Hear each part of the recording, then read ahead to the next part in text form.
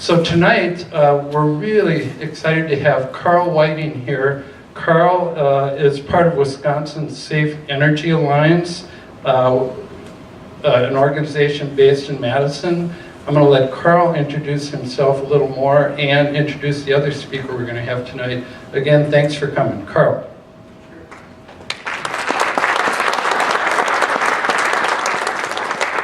The other speaker is Harry Bennett, an organic farmer and grain producer who had a front row seat of the Keystone pipeline that came right near his property in Kansas.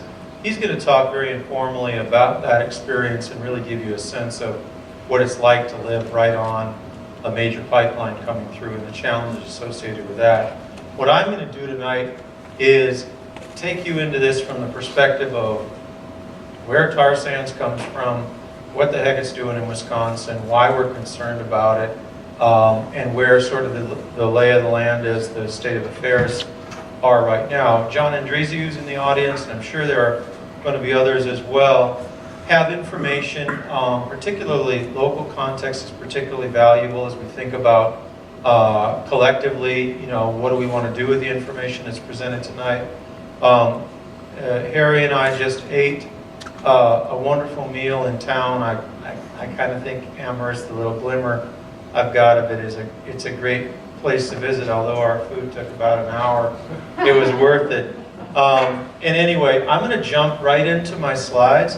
I'm going to be reading a fair amount because there's a fair amount of information. I'm not going to try to bore you with a bunch of facts, but I am going to try and create a fairly comprehensive picture of what is going on in the state of Wisconsin, so that the valuable conversation we can have afterward about things you may want to know more about, or information you might have that could help us out, that can take place.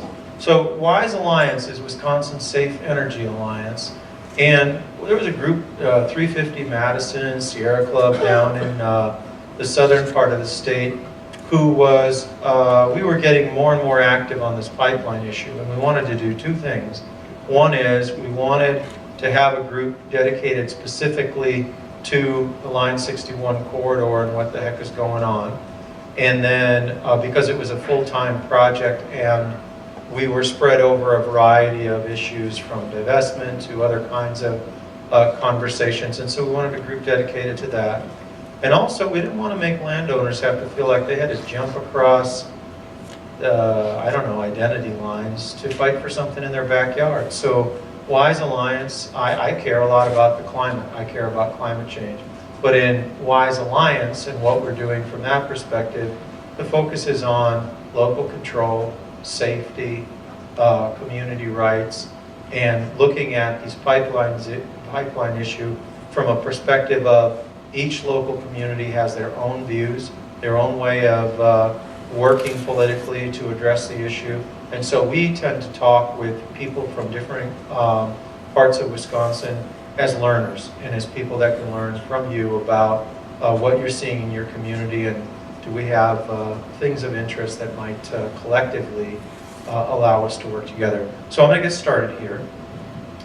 This is a healthy forest in Alberta, Canada, part of a band of forest that stretches most of the way around the world, in addition to bears, moose, and many other woodland animals. This particular section is the seasonal home for 30% of U.S. and Canadian land birds, and the nesting site for over 12 million ducks, geese, and other waterfowl. What's in a name? What you decide to call this ecosystem depends on how you look at it, what your relationship to it is. Environmental scientists call this boreal forest. Some of those who live there refer to it by its Russian name, taiga. Tar sands developers have their own name for it. They call it overburden, or the stuff in the way of what they're after. Because underneath this vast and beautiful woodland is the Athabasca deposit, the largest known reservoir of crude bitumen or tar sands in the world. If you scrape back this forest or overburden, you turn this into this to get this. But remember, we're still stuck with this, which can be seen from space. There's little dots in there, little tiny vehicles. Those are 3-story high dump trucks, and that is basically looks like an oil sprayed moonscape. The forest is gone, the topsoil is gone, and this is an area that will not look any different than that 100 years from now. It's a sacrifice zone. In 2012, climate scientist James Hansen, formerly of NASA, reported something particularly troubling. Canada's tar sands contain double the heat-trapping carbon dioxide emitted throughout human history, he explained in a New York Times op-ed. If Canada proceeds and we do nothing, Hansen said, it will be game over for the climate. Determined to take this statement to heart, many Wisconsinites looked west, toward those who had expressed real concerns about what a spill from the Keystone XL pipeline would do to Nebraska's Oglala Aquifer, the source of drinking water for the residents of an 8-state region. When President Obama decided the KXL was not in our national interest, we felt we'd finally be able to make a more reasoned decision as a nation about our energy future. But while the KXL lay sidelined, Enbridge was working quietly on an opportunity here in the Midwest. Wisconsin, the company reasoned, could become the nation's new tar sands freeway. Seeing the headwind TransCanada's Keystone pipeline was facing, Enbridge followed a quieter plan. They would simply jack up the pressure on some of their existing lines in their Lakehead system by installing a number of massive pumps and upgrading others. This caught most of us off guard. When information about this expansion began to find its way through the environmental community, our jaws dropped. Ask anyone in Wisconsin if they've heard of the Keystone pipeline. Then ask them if they know that a much higher capacity pipeline carrying the same controversial tar sands is being pushed through right here in our state.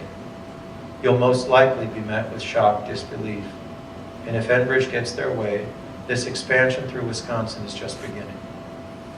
Enbridge has claimed that Line 61 was designed for 1.2 million barrels per day all along. But if that was their objective, they were less than forthcoming about it. The original environmental assessment conducted by the Wisconsin DNR doesn't use that enormous figure anywhere, and no additional assessment was ever conducted. Rather than the contents of the pipe Enbridge planned to install, the DNR assessment focused only on the construction impact of putting in the pipe itself. Because no major spill of tar sands had happened to that point, our state agencies were likely unaware of the specific dangers of a Dilbit spill. But unfortunately, pipelines don't spill pipeline. They spill what's in them.